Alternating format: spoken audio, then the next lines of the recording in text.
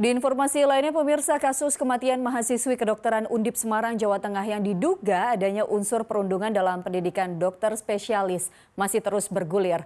Dugaan perundungan tersebut turut jadi bagian penyelidikan kepolisian. Kematian secara tak wajar yang dialami mahasiswi peserta program pendidikan dokter spesialis di Fakultas Kedokteran Universitas Diponegoro, Semarang, Jawa Tengah terus diselidiki kepolisian karena merebak unsur dugaan perundungan. Jenazah wanita 30 tahun ditemukan pemilik indekos pada Senin malam setelah tak bisa dihubungi sejak pagi. Obat ini seharusnya dilewatkan infus, infus, tapi disuntikan ke sini. Memang sedikit. Ya mungkin Senin malam itu terus sambil bisa tidur, nggak taunya mungkin ya itu tadi lah uratnya mengendor dan akhirnya gagal nafas. Ini asumsi dari dokter, jadi tidak bunuh diri. Penyidik mendalami dugaan perundungan dari dokter senior setelah menemukan buku harian korban berisi keluhan banyaknya tekanan selama kuliah.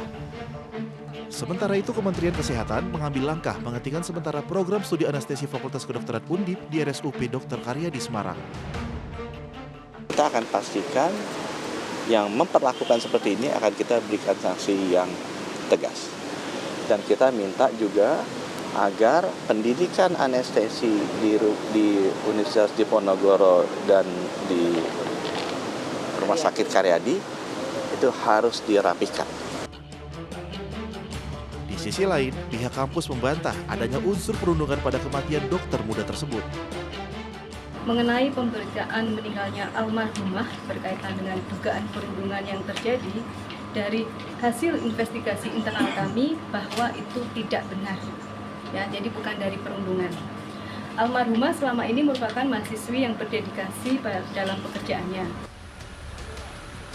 Penyidik kepolisian kini menunggu hasil kajian dokter forensik guna mengungkap penyebab kematian korban. Sedangkan jenazah korban telah dikebumikan di Jawa Tengah pada hari Selasa lalu.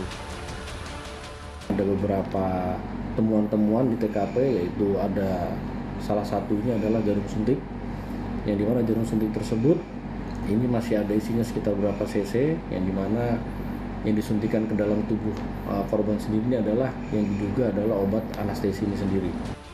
Pengurus Besar Ikatan Dokter Indonesia juga menekankan pentingnya pendampingan kesehatan mental kepada peserta program pendidikan dokter spesialis. Kami ingin menekankan pentingnya dukungan kesehatan mental selama pendidikan. Kami juga mendorong pembentukan pusat krisis, trauma center untuk mengevaluasi kesehatan mental secara periodik. Bila terbukti ada perundungan dalam program pendidikan dokter spesialis, maka ancaman pencabutan izin praktik dari Kemenkes siap menjerat dokter senior hingga pidana 15 tahun penjara. Tim Liputan melaporkan.